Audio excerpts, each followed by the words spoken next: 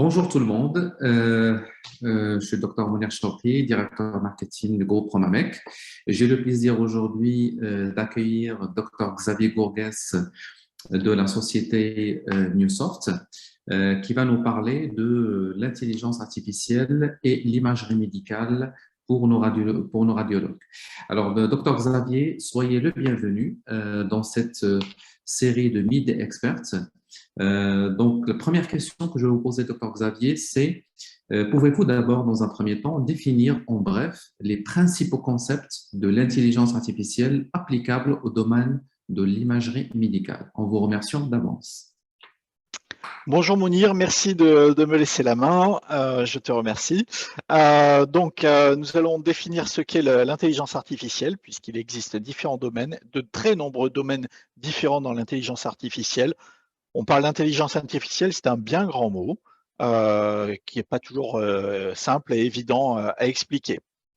Donc, tout d'abord, nous allons parler d'intelligence artificielle, ce qu'on appelle l'IA Learning. Tout a commencé il y a plusieurs décennies de cela. Et selon Arthur Samuel, qui est le pionnier américain des jeux informatiques, donc de l'intelligence artificielle, en fait, c'est une science qui donne à un ordinateur la capacité d'apprendre sans avoir été programmé pour effectuer une tâche. On parle dans ce cas-là d'IA Learning.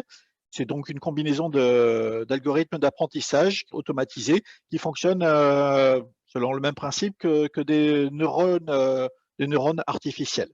L'avantage de l'intelligence artificielle en learning, ça permet d'apprendre et de s'adapter en étudiant un grand nombre d'exemples. C'est-à-dire que l'algorithme est issu de données qui sont elles-mêmes issues de ce qu'on appelle le big data, des cas cliniques, dont le format doit être le plus standardisé possible.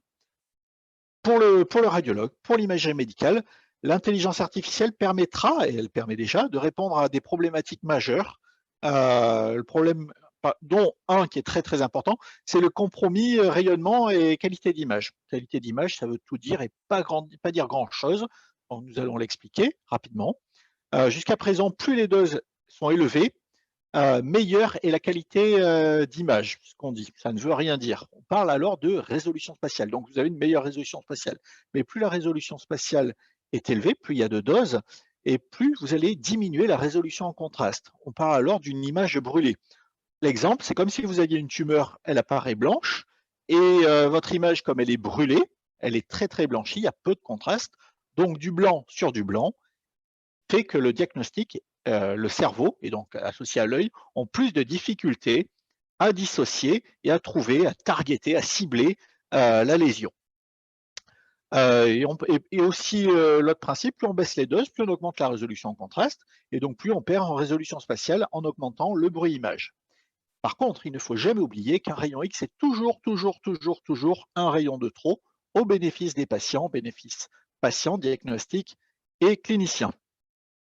Donc, l'intelligence artificielle en learning, ça veut tout dire et pas dire grand-chose. Donc, vous voyez, intelligence artificielle en bleu, en fait, c'est tout ce qui comprend les différents domaines.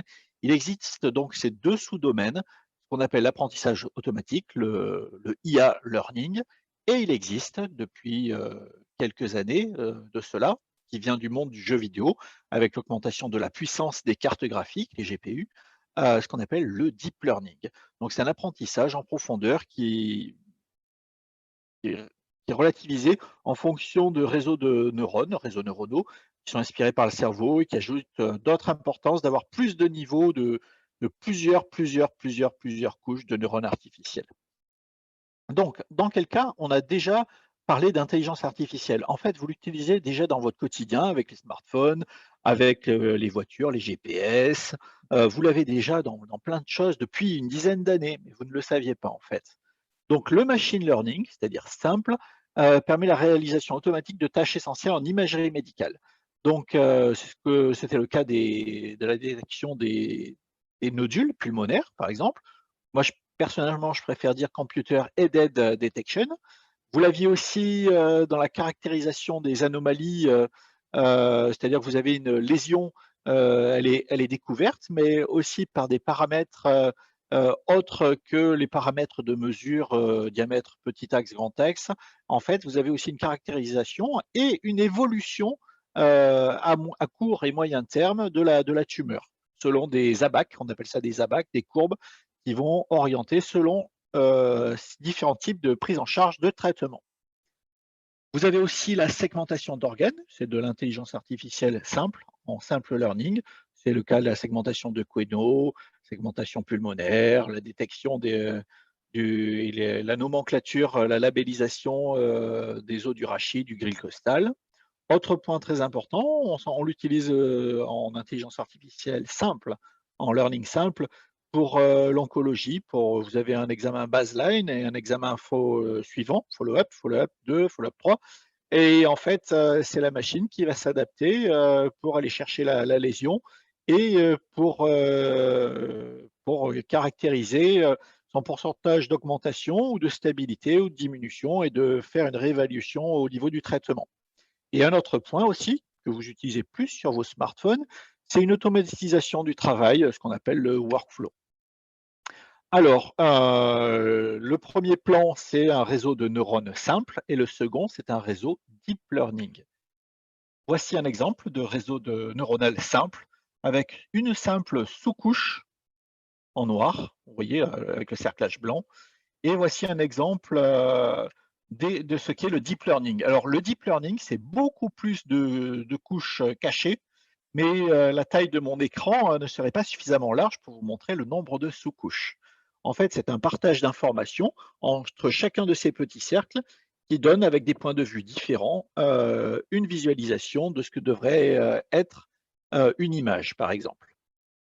Donc, quel va être le bénéfice pour les patients, mais aussi pour le clinicien? Eh bien, la technique de reconstruction en image de Newsoft, qu'on appelle la IDLR, est une technique de deep learning qui utilise un réseau neuronal profond qui est entraîné et qui est maintes fois mis à jour afin d'augmenter la précision de l'image, et ça permet de différencier le signal du bruit afin de le supprimer. L'avantage du deep learning, c'est que ça permet d'apprendre sans fin et de s'adapter en fonction des différents cas cliniques, en fonction de chaque lésion. À ces fins, l'algorithme utilise une très grande base de données, de data, de données cliniques. C'est-à-dire qu'on a d'abord fait des examens très dosés sur des patients décédés, des cadavres, et après on a fait ce même examen avec quasiment aucun rayon. Et de cela, la machine a commencé à apprendre jusqu'à une Excellent. application, Excellent. en clinique réelle. Excellent. Donc, docteur Xavier, effectivement, pour les radiologues qui sont basés au Maroc et ou en Afrique francophone, donc dans ce cas-là, on est en train de parler de l'intelligence artificielle et ses applications qui peuvent permettre d'améliorer la précision et l'efficacité des diagnostics radiologiques, n'est-ce pas? Exactement. Et ceci en fonction de chaque pathologie et en fonction d'un très très grand nombre de profils de morphotypie de patients. C'est-à-dire que ça peut être de l'enfant au patient obèse, au patient très maigre, à la patiente très très fine qui est déjà en oncologie, donc très souvent qui n'a pas de graisse périphérique qui va permettre d'atténuer le bruit dans l'image. Donc, créer un bruit naturel, créant des effets de cone beam hardening au passage du rayon à la périphérie de l'os. Donc tout ça, en fait, va être complété et appris en fonction des différents profils de maladies et de morphotypie. Ce réseau de neurones en deep learning, en fait, il se programme essentiellement au fur et à mesure qu'il apprend pour devenir, donc, comme vous l'avez compris, de plus en plus précis, de plus en plus efficace et aussi de plus en plus rapide à la reconstruction d'images. Donc les bénéfices, en fait, dans le deep learning en reconstruction d'images, eh bien, ils sont plutôt évidents, en fait. Les bénéfices pour le patient, ils vont être triples. Une très, très, très forte diminution de la dose délivrée au patient. Ça va permettre aussi de diminuer les volumes en produits, les volumes et les quantités et les concentrations en produits de contraste iodés, en associant les trois, hein, volume, concentration et aussi les débits. Ça va permettre aussi l'augmentation très forte de la résolution en contraste, qui va donc augmenter le seuil de détectabilité de lésions. Et donc, ça va permettre un gain plus rassurant pour le clinicien. Un autre point qui n'est pas décrit sur le plan clinique, mais ça va être aussi, puisqu'on utilise beaucoup moins de constantes, des kilovoltages beaucoup moins élevés, avec des milliampères aussi beaucoup moins élevés, eh bien ça veut dire qu'on va tirer moins fort sur le tube et sur le générateur, donc diminuer le coût de la prestation du service technique. Alors Mounir, je te laisse m'orienter si tu veux. Euh, Oui, effectivement, ce qui nous intéresserait, Xavier, je pense que ça fait une belle transition, c'est de nous parler aujourd'hui de la roadmap des solutions en scanner de Newsoft. Et ce qui nous intéresse, c'est vraiment quelles sont les évolutions majeures de l'intelligence artificielle et de deep learning par rapport à ce que Newsoft prépare dans le futur proche à court, moyen et long terme. orienté. Donc, ça fait une très belle transition.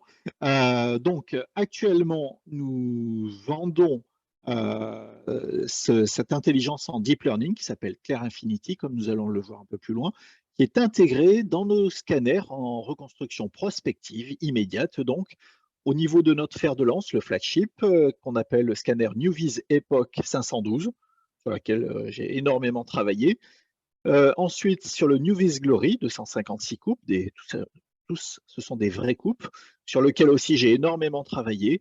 Et le NewVis Prime, qui est un 128 coupes, 4 cm de collimation, sur lequel j'ai beaucoup travaillé, mais le plus gros travail, en fait, vous l'avez compris, découle du NewVis Epoch 512.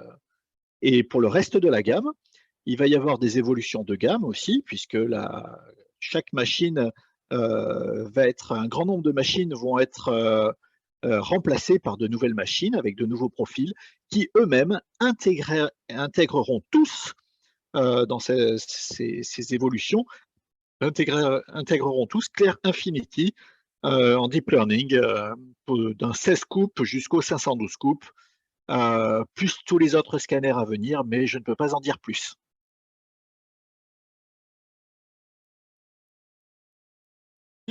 Est-ce que cela te convient? Est-ce que cela Oui. répond aux questions? Alors, on va donc en intelligence artificielle de reconstruction d'images prospectives en deep learning, le nom marketing chez Newsoft s'appelle Clear Infinity. Donc, nous pouvons l'appliquer sur absolument toutes les images de reconstruction. Ici, un exemple en ultra haute résolution qui s'appelle l'IHD, associé à Clear Infinity. Voici un exemple, par exemple, de rocher, d'oreille moyenne. En étant dans le plan exact, on va aller chercher la visualisation de la région prestabétienne en étant dans le plan exact du plan de l'étrier. Et on pourra visualiser une absence totale de bruit malgré une dose qui est plutôt très basse, avec un DLP de 185 mg par centimètre, avec un fenêtrage plutôt classique. Les images de reconstruction, vous voyez, est en 0,312 mm en visualisation. De même examen, mais en positionnant deux ROI qui vous indiquent une ROI dans la zone du rocher et une zone externe. Vous pouvez voir la déviation standard, donc déviation standard très très très intéressante, puisqu'on pourrait se permettre encore de diminuer la dose malgré la ultra haute résolution et l'absence de bruit. Donc une déviation standard inférieure à 120 dans l'os, alors que en dehors de l'os, nous avons une déviation standard de l'ordre de 70, malgré la très basse dose. On l'applique aussi au niveau du cœur, donc voici quelques exemples. Alors, associé aussi à la vitesse ultra rapide d'acquisition, une acquisition en 0,2 secondes sur 16 cm. Donc, vous obtenez une dose avec un CTDI de 1,2 mg, donc une DLP aux alentours des 20-25 mg. On pourrait considérer ça comme de l'ultra basse dose, mais je vais vous montrer les avantages de cette puissante technologie. Notre exemple, une DLP de 27 mg par centimètre, un CTDI de 1,4 mg, acquisition cardiaque prospective avec une image de la coronaire droite complètement figée, gelée. Même examen, mais petit axe, grand axe du cœur, et même examen avec un freezing, une valve aortique complètement gelée. On peut apprécier très facilement le niveau de détail des CUSP 1, CUSP 2 et CUSP 3. avec une imagerie complètement naturelle. Donc, nous avons poussé ici le système au maximum de ce qu'on pouvait faire au niveau de l'intelligence artificielle en deep learning. Voici une acquisition prospective cardiaque, acquisition en 0,2 secondes. Le CTDI volumique est de 0,1 mg et une DLP de 0,9 mg par centimètre. Donc vous voyez qu'avec cette technologie, nous avons atteint les limites et les capacités techniques maximales des scanners conventionnels classiques. Donc grand axe, même examen, grand axe, et même examen, petit axe au niveau cardiaque. Donc nous avons la valve aortique aussi qui est complètement gelée. Vous obtenez une image complètement naturelle avec une absence d'image en bavure type miel que nous pouvions constater en itération, quelles que soient les marques. Un patient pour un thorax abdomen pelvis en routine, CTDI volumique moins de 1,7 mg, une DLP totale de 85 mg par centimètre malgré un beau bébé de patient. Recherche d'embolie pulmonaire, vous allez constater que la dose est même trop élevée. Nous avons un CTDI volumique de 1,4 mg, une DLP de moins de 40 mg par centimètre. La quantité en produit de contraste injecté est de 17 cc, 17 millilitres avec de l'Omnipaque 350. Même examen, autre plan, avec un fenêtrage un peu plus adapté à la recherche d'embolie pulmonaire. Même examen en vue coronale. Toutes les images qu'on vous montre sont en coupe très fine. Là, la coupe est en 0,5 mm. Dans l'imagerie en parenchyme pulmonaire, par exemple, nous poussons au maximum. Là, vous êtes en matrice 1024, un CTDI volumique de 0,16 mg, une DLP totale de 4 mg par centimètre, ce qui nous fait une dose inférieure à une radio des poumons face profil en radiographie standard pour un bénéfice de diagnostic infiniment plus performant et plus informatif cliniquement. Même patient, plan de coupe. Vous regardez des images en 0,625 mm et en vue coronale, comme si on regardait une image de radio des poumons classique, 0,625 mm. Là, vous avez une DLP de 4,5 mg par centimètre, matrice 1024. Même examen, toujours ces doses qui sont aussi impressionnantes. Ce qui est très intéressant, c'est de voir la définition de la résolution spatiale au niveau des scissures pulmonaires et aussi de toutes les bronchioles en extrême distalité. Notre patient, CTDI toujours le même, une DLP un petit peu plus élevée, aux alentours des 5 mg par centimètre. Mais voilà le genre d'examen que vous pouvez obtenir grâce à la vitesse d'acquisition, mais aussi et surtout grâce à l'intelligence artificielle en deep learning prospectif avec la technologie de Newsoft qui s'appelle Clear Infinity. Voici un examen de crâne en examen axial volumique prospectif avec une DLP de 310 mg par centimètre. Les épaisseurs de coupe que vous visualisez sont de 1 mm. Donc vous pouvez constater une très forte résolution en contraste. On a la sensation d'être face à des images d'imagerie d'IRM. Voilà des vues axiales, différents plans de coupe. Et nous avons poussé la machine au maximum de ses possibilités. Un examen de crâne, on a fait l'acquisition à 100 kV. Et donc, nous nous retrouvons avec une DLP de 173 mg par centimètre. Donc, on est extrêmement loin, très très bas et très en dessous des NRD que vous devez tous connaître. Voilà, je vous remercie. J'espère que cette présentation a été la plus exhaustive possible en un temps très réduit. Je vous remercie et je remercie Mounir aussi. Merci beaucoup, docteur Xavier Gourgues, Chief Technologie Mounir? de... Merci beaucoup et à bientôt.